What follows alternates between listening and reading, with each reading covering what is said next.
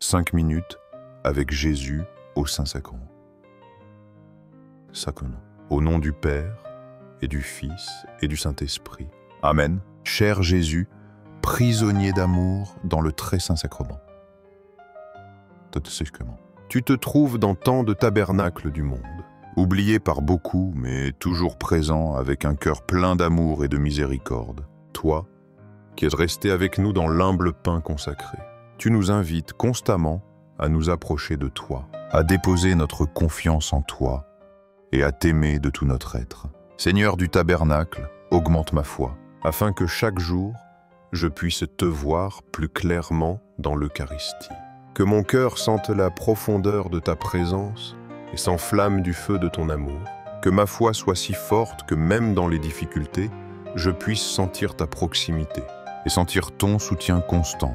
Seigneur de la miséricorde, je te demande de remplir mon cœur de ta compassion, pour que je puisse aimer les autres comme tu nous aimes. Que mon cœur soit un reflet de ta miséricorde infinie, toujours prêt à pardonner, à comprendre et à aider ceux qui en ont le plus besoin. Rends-moi conscient des besoins de mes frères et sœurs, et donne-moi la grâce de répondre avec générosité et amour. Seigneur de la vérité, guide mes pas sur le chemin du bien, pour que chaque jour de ma vie soit un reflet de ton amour dans le monde, que ma vie soit une lumière qui illumine ceux qui m'entourent, et que mes actions soient toujours alignées sur ta volonté. Apprends-moi à vivre dans la vérité, à ne pas craindre de la proclamer, et à être un témoin fidèle de ton amour dans chaque aspect de ma vie. Un jeune universitaire m'a dit un jour, « Quand je reçois la communion, je sens que Jésus me rend la paix que le monde m'enlève. » Ces paroles m'ont rappelé ce que dit saint Paul dans la lettre aux Philippiens, chapitre 4, versets 6 et 7. « Ne soyez inquiets de rien, mais en toutes circonstances, priez et suppliez, tout en rendant grâce pour faire connaître à Dieu vos demandes. Et la paix de Dieu, qui dépasse tout ce qu'on peut concevoir, gardera vos cœurs et vos pensées dans le Christ Jésus. » Ce passage nous enseigne que l'Eucharistie ne nous donne pas seulement la force, elle nous donne aussi la paix. Ce n'est pas une paix humaine, fragile et temporelle, mais la paix de Dieu. Cette paix vainc la peur, l'anxiété et le désespoir. Le jeune homme a compris que la communion n'est pas un simple rite. C'est une rencontre avec le Christ vivant qui calme les tempêtes intérieures. Et cette paix ne dépend pas de nos circonstances, mais de notre ouverture à l'étreinte de Jésus. Quand nous recevons l'Eucharistie avec foi, notre cœur devient un refuge protégé. Un lieu où rien ni personne ne peut nous voler l'espérance. C'était comme si le Seigneur lui-même nous disait « Je suis là avec toi, n'aie pas peur. L'amour de Dieu pour nous est si grand. » Si grand. En plus de nous envoyer un ange gardien pour nous protéger, il nous a donné son propre Fils pour vivre parmi nous, pour mourir pour nous et pour rester avec nous dans l'Eucharistie.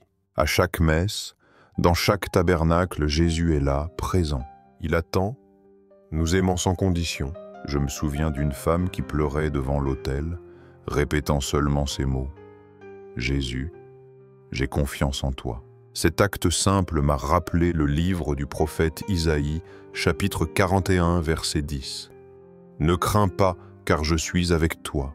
Ne sois pas troublé, car je suis ton Dieu. Je te fortifie, je viens à ton secours, je te soutiens de ma main droite victorieuse. » Ces paroles ne sont pas de la poésie, elles sont une promesse. Jésus dans l'Eucharistie est cette main puissante qui nous soutient.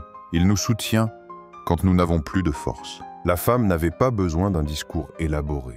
Il suffisait d'un cœur sincère qui s'ouvre avec confiance. Et là, dans le silence, Jésus lui a donné ce dont elle avait le plus besoin.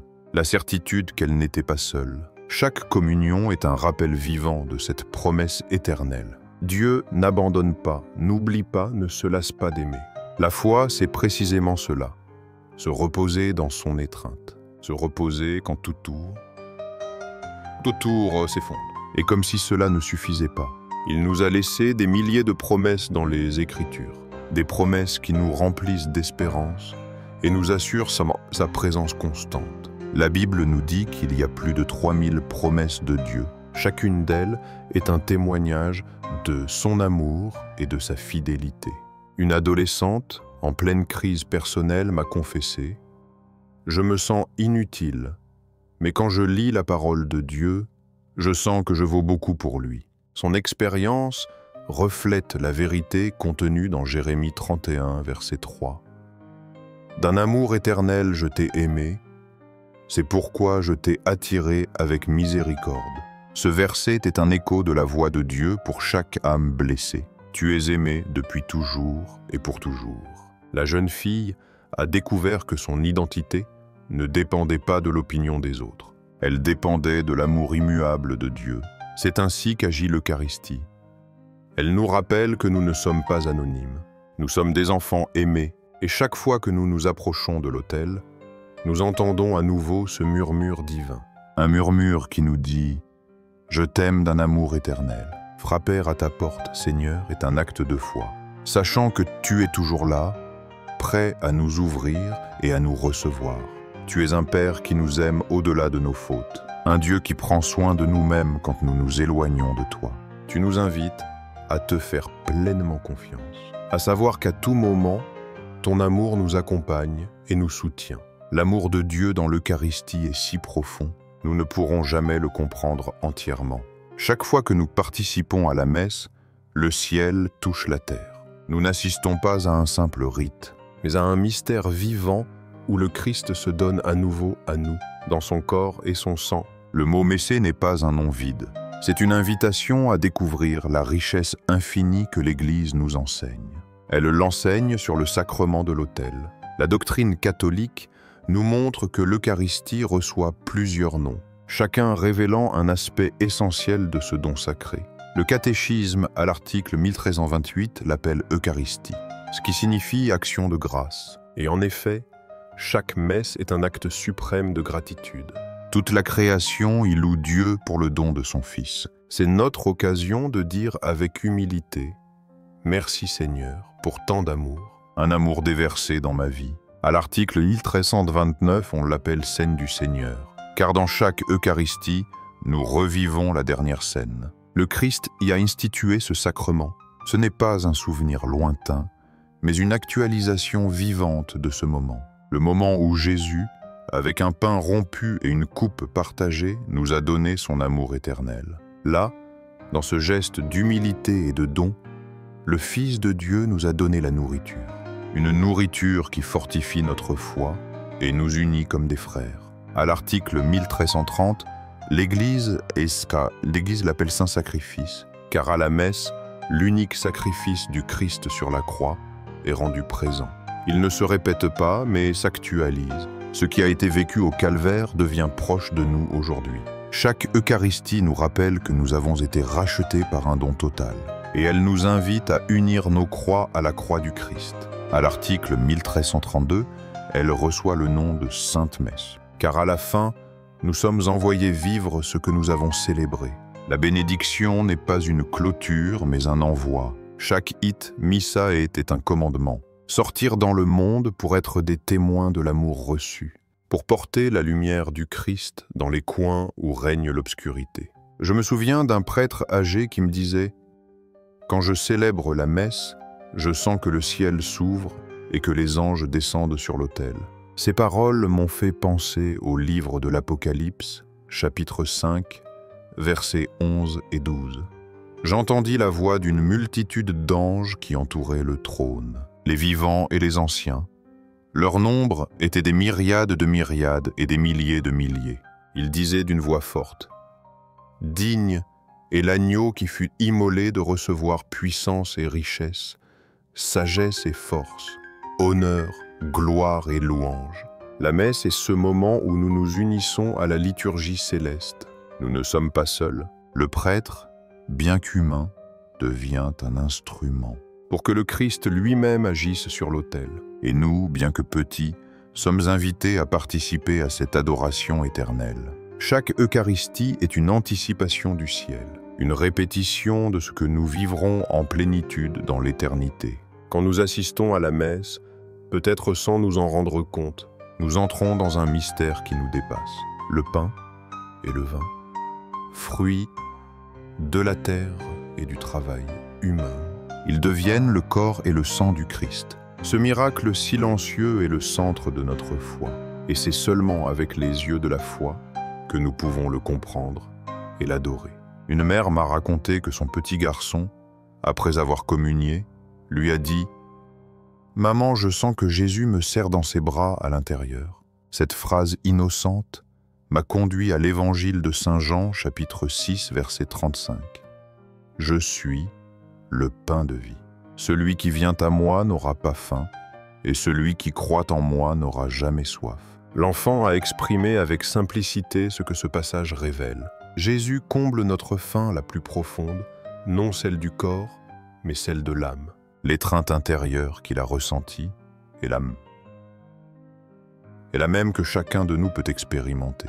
Lorsque nous recevons le Christ dans la communion, pas toujours avec des sentiments intenses, mais toujours avec la certitude qu'il entre dans notre cœur pour nous fortifier. Cette proximité intime de Jésus est la plus grande consolation de notre vie spirituelle. Il n'est pas un Dieu lointain, mais un Dieu qui se fait nourriture, qui se fait étreinte au plus profond de l'âme. Chaque mets, aussi simple soit-elle, est une rencontre transformatrice. Peu importe si elle est célébrée dans une grande cathédrale ou une humble chapelle, la même grandeur du mystère est cette prose. Le Christ s'offre tout entier sur chaque autel, dans chaque hostie, dans chaque calice. Et en le recevant, nous devenons ce que nous communions, le Christ lui-même, appelé à vivre comme lui, à aimer comme lui et à pardonner comme lui. Un ami m'a avoué que pendant des années, il allait à la messe par habitude, jusqu'à ce qu'un jour, au milieu d'une grande crise, il entende à nouveau les paroles de la consécration. « Ceci est mon corps qui sera livré pour vous. » Ce jour-là, il a compris que ce n'était pas un rite vide, mais un cadeau personnel. Ses larmes se sont mêlées au chant de l'assemblée. Et depuis, sa vie a changé. Cela m'a fait penser à la lettre aux Hébreux, chapitre 9, verset 12. Le Christ est entré une fois pour toutes dans le lieu très saint, non avec le sang de boucs et de veaux, mais avec son propre sang, ayant obtenu une rédemption éternelle. L'Eucharistie nous rappelle cette vérité. Nous avons été rachetés par un sang précieux. Le sacrifice du Christ n'est pas passé mais présent. Chaque messe nous le rend proche et efficace pour notre salut. Le sacrement de l'autel est la preuve la plus claire de l'amour éternel de Dieu. Il a voulu rester parmi nous, non pas de manière symbolique, mais réelle. Corps, sang, âme et divinité du Christ sont réellement présents. Présents dans chaque hostie consacrée. C'est le plus grand trésor de l'Église. La nourriture des saints, la force des martyrs et l'espérance de ceux qui luttent dans la foi. C'est pourquoi, aujourd'hui, devant Jésus au Saint-Sacrement, nous élevons notre prière. Cœur de Jésus, en toi j'ai confiance. Cœur brûlant d'amour pour nous, enflamme nos cœurs de ton amour, afin que nous soyons des témoins vivants de ta bonté. Cœur de Jésus, convertis les pécheurs et ouvre leurs yeux à la vérité de ta miséricorde. Cœur de Jésus, sauve les mourants et délivre les âmes du purgatoire. Cœur eucharistique de Jésus, augmente en nous la foi, l'espérance et la charité. Cœur sacré, aie pitié de nous et du monde entier. Dans les cieux et sur la terre, soit toujours loué le cœur aimant de Jésus au Saint-Sacrement. Dans les cieux et sur la terre, soit toujours loué le cœur aimant de Jésus au Saint-Sacrement. Dans les cieux et sur la terre, soit toujours loué le cœur aimant de Jésus au Saint-Sacrement. L'Eucharistie est le plus grand mystère de notre foi, mais aussi le plus proche de notre cœur. Chaque fois que nous nous agenouillons devant le tabernacle, Jésus nous regarde avec une tendresse infinie. Il ne nous reproche pas nos chutes, mais il nous offre son étreinte miséricordieuse. Il demeure jour et nuit, attendant qu'un de ses enfants vienne lui ouvrir son cœur. Je me souviens d'une femme qui m'a dit les larmes aux yeux. Chaque fois que je me sens seul, je viens à l'église et je m'assois devant le tabernacle. Même si je ne dis rien, je sens que Jésus m'écoute. Ces paroles m'ont conduit au psaume 34, verset 18. Le Seigneur est proche des cœurs brisés et il sauve les esprits abattus. Dans l'Eucharistie, cette promesse s'accomplit pleinement. Jésus n'est pas un roi lointain, mais un ami qui s'assied à nos côtés dans le silence. Quand nous sommes abattus, il est la paix qui calme notre tempête. Quand nous nous sentons brisés, il est la main qui ramasse les morceaux de notre vie et les transforme en une nouvelle mosaïque. Cette rencontre silencieuse, bien que paraissant petite, est capable de nous soutenir. Elle nous soutient au milieu des épreuves les plus dures. Le cœur de Jésus bat dans chaque hostie consacrée. Ce battement n'est pas une métaphore, c'est une vie qui nous est offerte. Quand nous communions, c'est comme si le cœur du Christ s'unissait au nôtre, le rendant fort, miséricordieux et capable d'aimer au-delà de l'humain. Une jeune universitaire m'a avoué: quand je communie, je sens que je ne marche plus seul dans les couloirs de ma faculté. Jésus marche avec moi. Ces paroles m'ont rappelé la promesse de l'Évangile selon saint Matthieu, chapitre 28, verset 20. Et voici que je suis avec vous tous les jours, jusqu'à la fin du monde. Cette promesse se fait chair dans l'Eucharistie. Jésus ne nous abandonne pas dans nos études, dans notre travail, dans nos luttes quotidiennes. Il est présent, silencieux mais fidèle, nous accompagnant à chaque pas. Sa présence n'enlève pas les difficultés, mais transforme la manière dont nous les vivons. Ce qui semblait impossible devient supportable, parce que nous ne le portons plus seul, nous le portons avec le Christ. Chaque communion est un renouvellement de notre amitié avec Dieu. C'est comme s'il nous disait: « Fils, fille, je t'aime tellement que je veux entrer en toi.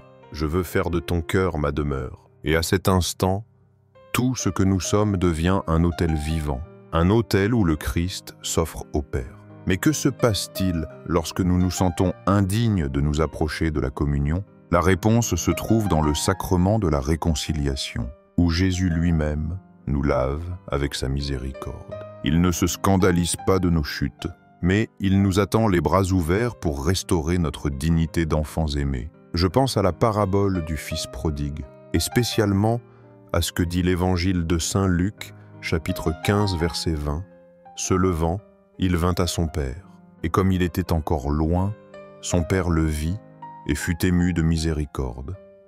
Il courut, se jeta à son cou et l'embrassa. Tel est Jésus dans l'Eucharistie. Il n'attend pas pour nous reprocher, il attend pour nous étreindre. Le tabernacle est la maison du Père toujours ouverte, toujours avec la lumière allumée, attendant notre retour.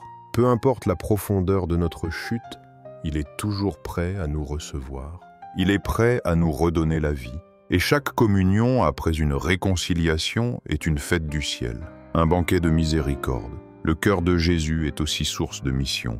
Il ne suffit pas de le recevoir et de rester avec lui en silence. Lui-même nous envoie être des témoins pour porter son amour au monde qui souffre. Chaque messe se termine par une mission: aller dans la paix. Ce n'est pas un adieu, c'est un envoi.